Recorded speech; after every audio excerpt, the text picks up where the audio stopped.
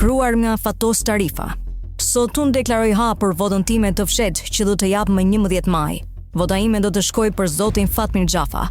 Këtë juriste zgjedh si deputet socialist që dua të më përfaqësojë në parlamentin e vendit 4 vite të ardhshëm, e njoh prej më shumë se 40 vitesh. E njoh mirë dhe ja çmoj mençurim për vojën dhe kontributin që ka dhënë për jetën parlamentare, politikën publike të vendit. Pra votën time ja jap një juriste të njohur një ligj vend si rase, një individi të cilën ja kam njohur dhe ja çmoj cilësitë dhe hapësitë. Fatmir Xhafa ka qenë e s'ka si të mos jetë më në legjislaturë në afër një figurë serioze, e respektuar dhe një zë autoritar në parlamentin e vendit, një politikan socialist për të cilën partia e tij dhe shumica e shqiptarëve po është më shumë se sa kryetari i saj për të cilën interesi kombëtar dhe i publik janë mbi çdo gjë. Ky deputet të cilit unë i besoj dhe dua të më përfaqësojë në kuvendin e Shqipërisë. Ky dhe jo dikush që nuk e njoh, nga ata që kryetarët e partive i zgjedh me dorë në listën e kandidatëve të tyre. Ky dhe jo dikush që unë nuk e di çfarë di, sa di dhe sa kupton, dikush që s'ja njoh bot kuptimin, qëndrimet, sjelljen, cilësitë karakteriale dhe vlerat njerëzore.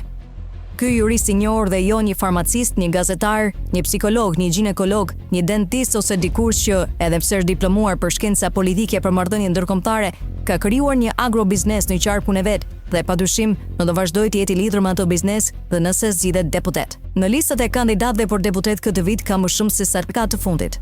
Mund të jenë njerëz të mirë, djem dhe vajza të mira, fëmijë të mirë, prindër të mirë, fëmijësh të mirë, për ata që i kanë shokë miq, por nuk do të votoj askën për tyre thjesht sepse kryetari i partisë ose operativët e tij e kanë vënë në listën e mbyllur ose të hapur te kandidatët e asaj partie, ose ja kanë bërë të njohur publikisht një bio të shkurtër përmes podcastit të tij.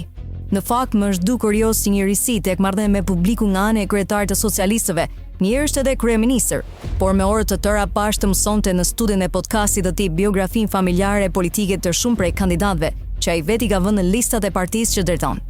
Nga jo kuptoj se ai, ose me propozimin e të tjerëve, ka vënë në listë njerëz që nuk i njeh, njerëz të cilëve nuk u njeh as kuer, njerëz të cilëve nuk u njeh as kualitetet intelektuale, as cilësitë e karakterit, as vlerat njerëzore, as aftësitë organizative e profesionale dhe as kontributet në Partinë Socialiste.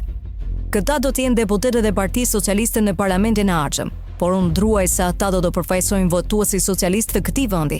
Këta të fundit njësoj si unë, as i njoh shumicën e kandidatëve të rinj në lista, dhe as nuk din asgjë për ta. Për shumë prej tyre, shumë pak di dhe vetë kryetari i partisë. Por kjo s'ka shumë rëndësi, për sa kohë që ata do të flasin e do të votojnë në parlament si çdo ai. Unë nuk do të doja që në parlament të ketë me shumicë psikolog, farmacist, mjek të çdo profilit, biznesmen, nënpunës të organeve lokale të pushtetit ose pedagog nga universitetet të dorës së dytë e të tretë. Do të doja që masa dërmuese deputeteve të ishin juristë dhe ekonomistë. Parlamenti është institucioni ku hartohen dhe miratohen ligjet që sigurojnë, qeverisin dhe drejtojnë jetët tona, rregullojnë marrëdhëniet tona me shtetin dhe garantojnë mirëqenien tonë. Parlamenti nuk është një qendër shëndetësore, as një qendër këshillore apo një klinikë psikologjike, dhe as një qendër për mbrojtjen e biznesit. Nuk paragjikoj askënd, por dua të jemi bindur përtej çdo dyshimi. Prandaj edhe këtë herë i besoj njeriu që njoh dhe çmoj, jo një të panjohurit, bot kuptimi tim, jo atij të dikujt tjetër, një skenimi tim politik, jo atij të artuesve të listës së kandidatëve të partisë. Po ato fytyra dhe po ato mendje të skajuara, po ata militant pa kaos, po ata njerëz të dhunshëm që përsëri mund të djegin e mund të thyen çdo gjë që u del përpara, brenda e jashtë sallës së parlamentit. Me këtë kod të mbrapsht zgjedhor që kanë votuar 2 muaj para zgjedhjeve dhe pa i votuar i di me emrat e shumicëve së deputetëve të ardhshëm. Më 11 maj nuk na kërkohet të zgjedhim, siç na jep të drejtë kushtetuta e Republikës son parlamentare, nominalisht demokratike. Më 11 maj na kërkohet të votojmë për ata njerëz të panjohur që i kanë vënë në fletët e votimit kryetarët e partive, pa marrë as pak mendimin ton si qytetar të këtij vendi.